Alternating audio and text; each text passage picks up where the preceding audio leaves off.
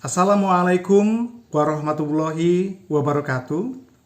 Pertama-tama saya ucapkan selamat kepada adik-adik mahasiswa baru Universitas Ibnu Khaldun Bogor. Semoga dalam beberapa tahun ke depan Anda dapat menjadi sarjana dan semoga Allah memberkati upaya kalian dalam menimba ilmu di Universitas Ibnu Khaldun. Baik, selain itu saya ucapkan juga selamat datang di mata kuliah Bahasa Indonesia. Sebelum kita melangkah jauh, ada baiknya kita mendiskusikan hal-hal yang sangat mendasar tentang bahasa Indonesia. Yang pertama adalah definisi bahasa. Timbul pertanyaan, apa itu bahasa? Perkenankan saya mendefinisikannya. Sebenarnya definisi itu nanti akan bisa Anda baca di buku saya ini. Ini ada di perpustakaan. Baik, saya jelaskan saja. Bahasa adalah sesuatu yang digunakan oleh manusia agar mereka dapat berkomunikasi satu dengan yang lain. Itu adalah definisi panjangnya. Mari kita persingkat definisi itu. Definisi singkatnya adalah bahasa adalah alat komunikasi. Nah, sekarang timbul pertanyaan, komunikasi itu apa? Komunikasi adalah interaksi yang dilakukan oleh manusia untuk keperluan berbagi informasi. Oke. Dan interaksi atau komunikasi itu dapat berupa komunikasi lisan, seperti seandainya saya bertanya kepada seseorang dari Anda, siapa namamu, dan Anda menjawab, nama saya Fulan. Itu adalah komunikasi lisan. Komunikasi tidak hanya dapat berupa komunikasi lisan, dapat juga berupa komunikasi tulis. Saya ulangi lagi, ada komunikasi lisan, ada komunikasi tulis. Apa yang membedakan antara komunikasi lisan dan komunikasi tulis? Medianya. Ya, media yang digunakan dalam komunikasi lisan adalah tuturan atau ujaran. Sedangkan media yang digunakan dalam komunikasi tulis adalah tulisan. Sekali lagi, saya harus menggarisbawahi ini penggunaan istilah. Ada komunikasi lisan dan ada komunikasi tulis. Sekali lagi, komunikasi lisan versus komunikasi tulis, bukan komunikasi lisan versus komunikasi tulisan. Karena ketika kita berbicara tulisan, tulisan merupakan media. Sekali lagi saya jelaskan bahwa komunikasi lisan medianya adalah ujaran, komunikasi tulis medianya adalah tulisan. Selain komunikasi lisan, komunikasi tulis, ada juga komunikasi non-verbal. Oke? Komunikasi non-verbal itu bukan berupa ujaran, bukan berupa tulisan, tetapi berupa gestur, atau dalam bahasa Inggrisnya disebut gesture. Oke.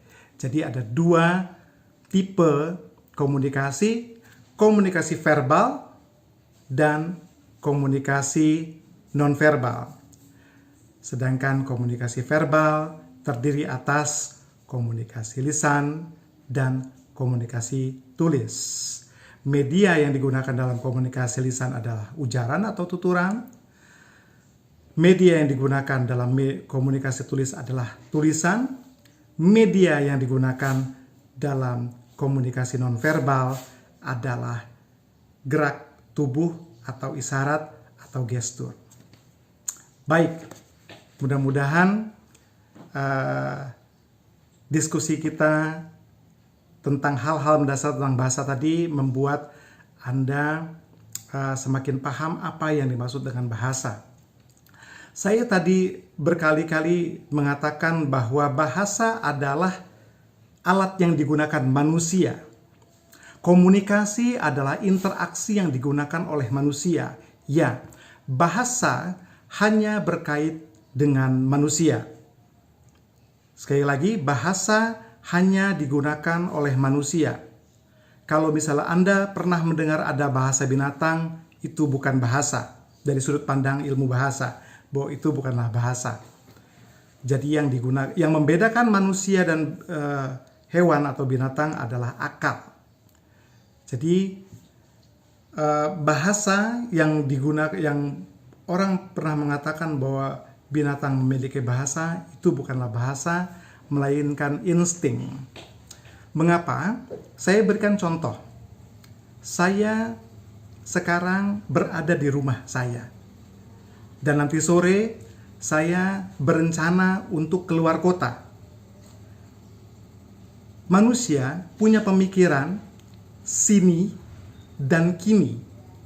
Selain memiliki konsep sini dan kini, manusia juga memiliki konsep sana dan yang akan datang dan yang lampau.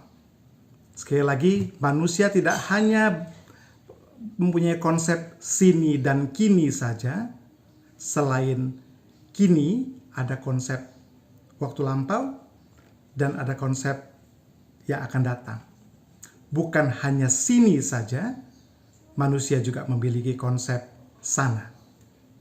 Sementara binatang, kucing contohnya. Sekarang saya punya banyak kucing di rumah ini. Ketika saya berada di luar rumah, apakah kucing saya tahu bahwa saya berada di Ibnu Khaldun misalnya? Tidak.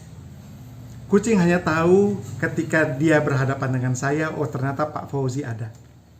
Tetapi ketika saya tidak berada dalam pencerapan atau persepsi mereka tidak pernah memikirkan saya.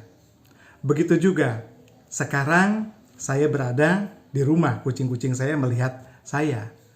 Dan ketika saya mengatakan kepada kucing saya apakah bahwa saya akan keluar kota nanti sore, saya rasa kucing saya tidak paham. Sekali lagi, bahwa manusia tidak hanya memiliki konsep sini dan kini, sedangkan binatang hanya memiliki konsep sini dan kini.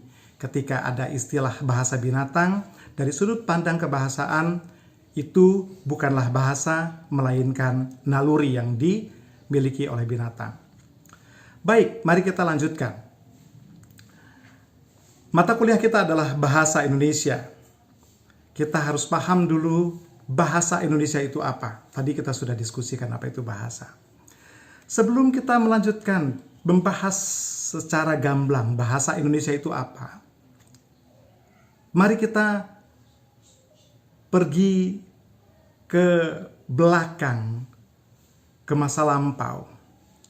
Jika Anda seorang Muslim, jika Anda seorang Nasrani, Anda percaya bahwa pada zaman dahulu kala hanya ada seorang manusia, yakni Nabi Adam. Dalam bahasa Inggrisnya Adam. Dan sekali lagi ketika Anda Muslim, jika Anda Muslim atau jika Anda Nasrani, Anda percaya bahwa tidak lama setelah Adam diciptakan oleh Tuhan, maka diciptakan pula pasangannya, yakni Hawa.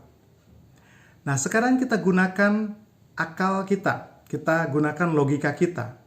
Ada seorang manusia yang bernama Adam, ada pasangan hidupnya yang bernama Hawa. Apakah mereka berkomunikasi? Jawabannya tentu ya. Timbul pertanyaan sekarang. Apa yang mereka gunakan untuk berkomunikasi? Tentu bahasa. Pertanyaan selanjutnya timbul. Bahasa apa yang digunakan? Ya, bahasa Adam dan bahasa Hawa. Nah, sekarang kita logikakan, ada berapa bahasa saat itu? Ya, kita bisa mengira-ngira, kita percaya bahwa saat itu hanya ada satu bahasa. Dalam kitab suci dalam Al-Quran, Anda yang lebih paham itu surat berapa, ayat berapa, bahwa Allah mengajarkan Adam nama-nama benda. Tentu kita asumsikan bahwa Adam dan Hawa menggunakan sebuah bahasa. Baik, sekarang kita kembali ke zaman kita. Zaman milenial, tahun abad 21. Saat masa Adam dan Hawa hanya ada satu bahasa di dunia ini. Ini dunia. Oke, ini bola dunia. Oke. Banyak teori yang menganjurkan atau menyebutkan Adam dan Hawa turunkan di mana, tetapi itu bukan pembahasan kita. Baik, kalau dulu hanya ada satu bahasa, sekarang ada berapa bahasa di dunia ini? Ya, berdasarkan survei yang dilakukan oleh lembaga nirlaba yang bernama Summer Institute of Linguistics, SEL, okay. Terdapat 6.000 lebih bahasa yang dipetuturkan oleh penduduk yang tinggal di muka bumi ini. Ya, berdasarkan survei yang dilakukan oleh Summer Institute of Linguistics, sebuah lembaga nirlaba tingkat internasional, melaporkan bahwa ada 6.000 lebih bahasa yang ada di dunia ini, yang ada di dunia. Oke, ya. Mari kita persempit diskusi kita. Jika ada 6.000 lebih bahasa yang ada di dunia, ada berapa bahasa yang dipetuturkan oleh penduduk yang tinggal di Negara Kesatuan Republik Indonesia, negara kita? Karena ini berkait dengan mata kuliah kita bahasa Indonesia. Sekali lagi, berdasarkan survei yang dilakukan oleh Summer Institute of Linguistics, terdapat 700 lebih bahasa yang dipetuturkan oleh penduduk di Negara Kesatuan Republik Indonesia. Ada 6.000 lebih, ada 7.000 lebih bahasa yang dipetuturkan di negara Indonesia. Dengan demikian, berapa persen bahasa dunia yang dipetuturkan oleh penduduk Indonesia? Ya, silakan gunakan kalkulator Anda. Ya, kira-kira 12% bahasa dunia itu ada di sebuah negara yang disebut Negara Kesatuan Republik Indonesia. 700 lebih berdasarkan survei yang dilakukan oleh Summer Institute of Linguistics. Mari kita ke pulau yang khusus ini. Ini adalah Pulau Papua. Pulau Papua yang termasuk ke dalam Negara Kesatuan Republik Indonesia. Saya rasa Anda tahu bahwa Pulau Papua tidak hanya dimiliki oleh Negara Kesatuan Republik Indonesia, tetapi juga dimiliki oleh negara lain, yakni Papua Nugini. Bagian barat Pulau Papua itu termasuk ke dalam Negara Kesatuan Republik Indonesia, sedangkan bagian timur Pulau Papua itu termasuk ke dalam negara Papua Nugini. Sekarang timbul pertanyaan, ada berapa bahasa yang dipetuturkan di Pulau Papua yang termasuk wilayah NKRI? Dari 700-an lebih, dari 700-an bahasa yang ada di Negara Kesatuan Republik Indonesia, ternyata di Pulau Papua ada 350-an lebih. Dengan demikian, bahasa yang dipetuturkan di Pulau Papua yang termasuk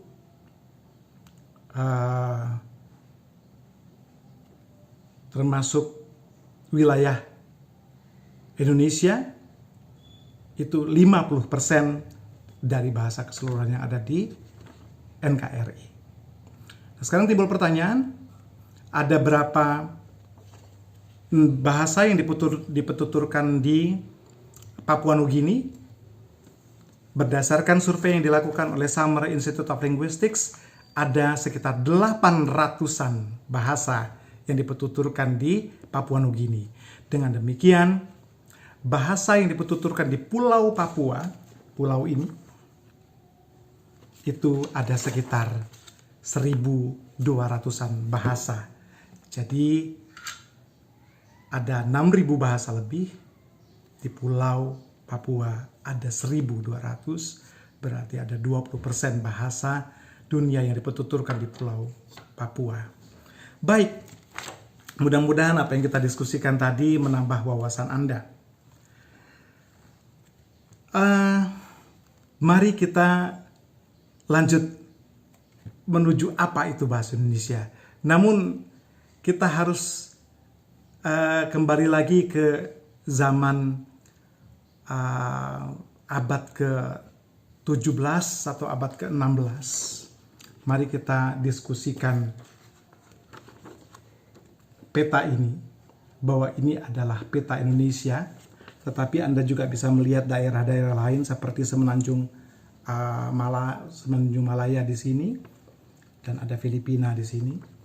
Dan ini adalah peta Nusantara. Di Nusantara, pada abad ke-16, abad ke-15 dan abad kesekian, sudah ramai. Ini adalah daerah yang sangat subur, penghasil rempah-rempah segala macam. Kalian sudah mempelajari itu di sejarah. Terjadi perniagaan di Nusantara yang dilakukan oleh penduduk Nusantara dan pedagang-pedagang dari pelbagai bagian dunia. Kita berbicara tentang perniagaan di Nusantara saja. Ketika ada orang Samudra Pasai berniaga ke Batavia, dan dia berniaga ke Makassar, berniaga ke Kupang, berniaga ke Ambon, dan demikian orang Batavia berniaga ke Ambon, berniaga ke Kupang, berniaga ke Surabaya, tentu mereka perlu berkomunikasi untuk keperluan perniagaan itu. Timbul pertanyaan sekarang, bahasa apa yang mereka pergunakan? Ya, ternyata sejak abad kesekian, ada sebuah bahasa yang telah dihayati bersama oleh penduduk Nusantara sebagai bahasa persatuan. Yang lain yang tak bukan adalah bahasa Melayu. Sekali lagi, sejak zaman dahulu telah ada sebuah bahasa yang telah dihayati bersama oleh penduduk Nusantara sebagai bahasa persatuan, yakni bahasa Melayu. Sampai sekarang bahasa Melayu pun tetap dipertuturkan di Batavia. Anda tahu Melayu Betawi. Bahasa Melayu pun dipertuturkan di Manado. Bahasa Melayu Manado, seperti misalnya ada kalimat mau pimana ngana. Oke, ngana sobalaing di sekarang, ngana sobalaing pakita. Itu bahasa Melayu Manado. Kalau Anda mendengar kalimat nyong jang balari, mari rapat kamari, pakumpul rame-rame, katong bamain enggolari. Itu bahasa Melayu Manado. Itu bahasa Melayu Ambon. Kalau misalnya Anda ke Kupang, ke ibu kota provinsi Nusa Tenggara Timur, mereka juga bertutur dalam bahasa Melayu. Contohnya, beta kira, beta pungkawan ada picaban, tahu-tahu sonde. Itu adalah itu adalah contoh bahasa yang dipetuturkan oleh teman-teman di Melayu di Kupang. Baik, saudara-saudara sekalian, mari kita lanjut ke tahun 1928. Saya rasa Anda ingat di pelajaran sejarah Anda mempelajari bahwa ada orang tua kita yang sangat cerdas saat itu dan berniat baik, berniat mulia untuk membebaskan diri kita dari penjajahan kolonial Belanda. Jadi Orang tua kita yang berasal dari Sumatera itu mengaku dirinya Yong Sumatera. Orang yang berasal dari Jawa mengaku dirinya Yong Java. Yang berasal dari Ambon, Yong Ambon. Yang berasal dari Sulawesi menyebut mereka Yong Celebes. Tetapi mereka bersatu, mereka kumpul di Batavia untuk keperluan mempersiapkan berdirinya negara Indonesia. Mereka berkumpul. Dan Anda tahu ada Kongres Pemuda tahun 1928. Dan dalam kongres itu mereka berdiskusi. Ya, saya parafrasekan saja. Teman-teman, bagaimana ini? Kita gunakan bahasa kita sekarang ya. Teman-teman, kita akan mempersiapkan sebuah negara. Setahu saya bahwa jika kita ingin membentuk sebuah negara, kita juga harus mempersiapkan sebuah bahasa yang menjadi bahasa kebangsaan negara itu. Dan teman-teman yang lain tentu bersetuju, ya mari kita tetapkan sebuah bahasa yang menjadi bahasa kebangsaan atau bahasa nasional kita. Nah, timbul pertanyaan sekarang, bahasa apa yang akan dijadikan bahasa nasional Indonesia? Sekarang coba kita, sebelum kita lanjutkan ini, kita ke Malaysia dulu. Bahasa nasional Malaysia apa? Ya, bahasa nasional Malaysia adalah bahasa Melayu. Bahasa resmi di negara Malaysia apa? Bahasa Melayu. Akan tetapi, maaf kalau misal ada teman-teman warga negara Malaysia yang mendengar ceramah saya, ya, di Malaysia bahasa nasional mereka adalah bahasa Melayu. Bahasa resmi negara Malaysia adalah bahasa Melayu. Tetapi pada kenyataannya, bahasa apa yang dipergunakan sehari-hari di Malaysia? Bahasa Inggris lah yang mendominasi di Malaysia. Sekarang kita ke Singapura. Bahasa nasional mereka adalah bahasa Melayu. Akan tetapi bahasa resmi mereka itu ada 4. Oke? Bahasa resmi mereka selain bahasa Melayu, bahasa Inggris, bahasa Mandarin, bahasa Cina, dan bahasa Tamil. Jika Anda seorang warga negara Singapura, Anda seorang Melayu, Anda pergi ke kantor kepemerintahan, Anda hanya bisa bertutur dalam bahasa Melayu. Negara harus melayani Anda. Karena bahasa Melayu selain bahasa nasional adalah bahasa resmi negara Malaysia, bahasa resmi negara Singapura. Ketika Anda seorang Cina, ketika Anda seorang berkeluarga negara Singapura, Anda beretnis Cina, Anda hanya bisa bertutur dalam bahasa Mandarin. Anda tidak bisa berbahasa Melayu, Anda tidak bisa berbahasa Inggris, Anda tidak bisa berbahasa Tamil, bahasa India. Anda pergi ke kantor pemerintahan, negara harus melayani Anda. Karena bahasa Mandarin adalah bahasa resmi di negara Singapura. Jika Anda seorang yang berasal dari Eropa dan Anda ternyata menjadi warga negara Singapura, Anda tidak bisa berbahasa Melayu, Anda tidak bisa berbahasa Mandarin, Anda hanya bisa berbahasa Inggris. Dan negara harus melayani Anda. Karena bahasa Inggris adalah bahasa resmi negara Singapura. Ketika Anda seorang India yang berkeluarga negaraan Singapura, Anda tidak bisa berbahasa Melayu, Anda tidak bisa berbahasa Inggris, Anda tidak bisa berbahasa Mandarin, Anda hanya bisa berbahasa Tamil, negara Singapura harus melayani Anda. Ya, sekali lagi bahwa Singapura memiliki satu bahasa kebangsaan, yakni bahasa nasional, akan tetapi mereka menetapkan 4 bahasa sebagai bahasa resmi mereka, yakni Melayu, Inggris, Mandarin, dan Tamil. Tetapi kenyataannya bahasa Inggrislah yang mendominasi. Mari kita ke Filipina. Filipina adalah sebuah negara yang hampir sama dengan Indonesia, tetapi tidak sebanyak Indonesia, yakni memiliki banyak sekali bahasa daerah. Bahasa nasional Filipina adalah Tagalog. Bahasa Tagalog itu adalah bahasa yang dipertuturkan oleh orang-orang yang tinggal di sekitar ibu kota negara, Manila. Akan tetapi, hanya orang-orang yang tinggal di dekat ibu ibu kota negara lah yang legowo atau bersedia menggunakan bahasa nasional mereka, bahasa Tagalog. Sementara maaf kalau ada teman-teman Filipina yang mendengar ceramah saya hanya ingin menyampaikan apa adanya. Teman-teman dari Filipina Selatan, dari Pulau Mindanao, mereka tidak mau berbahasa Tagalog karena mereka memiliki bahasa sendiri. Saya punya teman yang berasal dari Filipina Selatan. Saya mencoba berbahasa Tagalog dengan dia melalui percakapan di media sosial.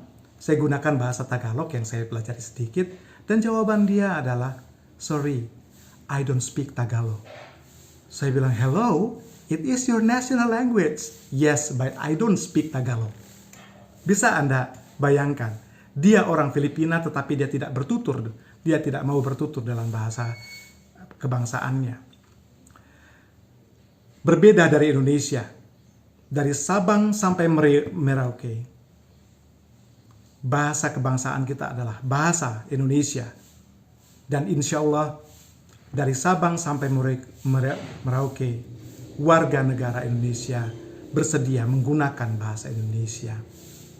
Mari kita berbangga menjadi warga negara Indonesia yang walaupun memiliki 700-an lebih bahasa, akan tetapi Negara Kesatuan Republik Indonesia telah berhasil menjadikan satu bahasa nasional dan satu bahasa resmi, yakni bahasa Indonesia. Ya, saya perlu tekankan bahasa resmi di sini. Misalnya, ada seorang, saya sebut saja saudara saya dari Sumatera Barat yang tiba-tiba yang baru saja datang ke Bogor. Mereka ingin mengurus surat pindah. Karena kami tinggal di kabupaten, mereka saudara saya datang ke Cibinong. Anda tahu sendiri kalau misalnya kita ke Cibinong kan, para pegawai di sana tentu akan menyambut Anda dengan bahasa Sunda pada umumnya. Oke. Ayah punten Bapak, ayah prayogi naon? Ya tentu saudara saya yang tidak bisa berbahasa Sunda, "Maaf, saya dari Sumatera Barat, saya tidak bisa berbahasa Jawa." Pertanyaannya, apakah saudara saya yang tidak bisa berbahasa Sunda itu akan dilayani di Kabupaten Bogor? Insya Allah ya. Apakah saudara saya yang dari Sumatera Barat itu diperbolehkan menggunakan bahasa Indonesia? Insya Allah ya. Itulah kehebatannya negara kita. Tidak seperti negara-negara lain yang memiliki banyak bahasa dan hanya memiliki sebuah bahasa nasional, tetapi tidak begitu dihormati oleh warga negaranya sendiri. Sekali lagi, mari kita berbangga menjadi warga negara Indonesia yang memiliki satu bahasa nasional, bahasa Indonesia, satu bahasa resmi, bahasa Indonesia, dan satu bahasa persatuan, bahasa Indonesia. Kembali ke Malaysia, mereka mempunyai satu bahasa nasional, bahasa Melayu, satu bahasa resmi, bahasa Melayu, dan satu bahasa persatuan dan bahasa dominan di Semenanjung itu, yakni bahasa Inggris. Oke. Saya dosen di jurusan pendidikan bahasa Inggris. Oke. Semakin saya memperdalam bahasa Inggris, semakin cinta saya kepada bahasa negara saya, bahasa Indonesia. Itulah yang menyebabkan saya diamanati untuk mengampu mata kuliah bahasa Indonesia. Baik saudara-saudara, kita lanjutkan. Kembali ke bahasa Indonesia. Saudara-saudara sekalian, selama 1 semester ini, tugas kita bersama adalah menimba ilmu. Dalam hal ini kita berlatih menggunakan bahasa Indonesia. Oke? Sekali lagi kita akan berlatih menggunakan bahasa Indonesia baik secara tulis ataupun secara lisan. Anda harus bisa memproduksi ujaran atau tuturan dalam bahasa Indonesia, dan Anda juga harus dapat memproduksi tulisan dalam bahasa Indonesia yang baik dan benar tentunya. Saya ingin menggarisbawahi bahasa Indonesia itu apa sebenarnya? Yaitu tadi, tahun 1928 sudah disiapkan sehingga tahun 1945 ditentukan bahasa Indonesia adalah bahasa resmi negara, yakni bahasa yang berasal dari bahasa Melayu tinggi. Oke? Jadi bahasa Indonesia yang berkembang sekarang tak lain dan tak bukan adalah hasil perkembangan dari bahasa Melayu. Jadi tidak mengherankan kalau bahasa Indonesia itu masihlah mirip dengan bahasa Melayu. Dan kalau ditanya mengapa berbeda, kalau saya cakap macam ini, you ada paham tak? Saya cakap dalam bahasa Melayu nih. Oke, kalau sekarang ini saya sedang bertutur dalam bahasa Indonesia. Lihat perbedaannya ya. Baik, sekarang saya juga ingin menggarisbawahi kesalahkaprahan yang dilakukan oleh ibu-ibu yang memarahi anaknya ketika belajar bahasa Indonesia. Nilai bahasa Indonesianya jelek di sekolah. Sang ibu memarahi anaknya, kamu ini bagaimana sih nak? Nilai bahasa Indonesiamu kok jelek? Emang bahasa yang kamu gunakan sehari-hari bahasa apa bukannya bahasa Indonesia? Nanti dulu. Apakah bahasa yang dipergunakan sehari-hari itu bahasa Indonesia? Saya akan jelaskan. Dengarkan. Yang sedang saya pergunakan ini adalah bahasa Indonesia.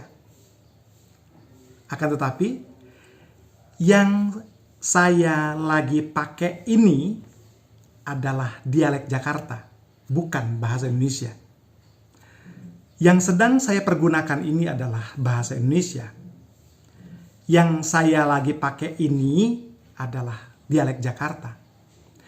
Yang aneh lagi pakai ini bukanlah bahasa Indonesia, bukan dialek Jakarta, melainkan Melayu Betawi.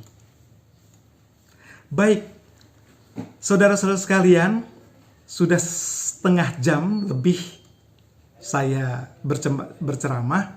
Saya rasa cukup. Kita akan lanjutkan minggu depan. Saya akan simpulkan saja apa yang sudah kita diskusikan pada kesempatan ini. Kita harus memahami apa itu bahasa yang merupakan alat komunikasi dan apa itu bahasa Indonesia, asal-usul bahasa Indonesia itu apa, kedudukan bahasa Indonesia di Negara Kesatuan Republik Indonesia itu apa, dan ternyata alhamdulillah Anda sudah datang ke kampus yang tak lain dan tak bukan adalah ranah akademis, dan bahasa Indonesia dipergunakan dalam ranah akademis dan ranah pemerintahan dan ranah akademis. Itulah yang menyebabkan mau tidak mau Anda harus punya keterampilan berbahasa Indonesia baik secara lisan ataupun secara tulis. Insya Allah minggu depan kita akan lanjutkan diskusi kita untuk menuju kegiatan berlatih menggunakan bahasa Indonesia yang baik dan benar. Untuk sementara demikian saja diskusi kita hari ini. Sampai bertemu minggu depan. Assalamualaikum warahmatullahi wabarakatuh.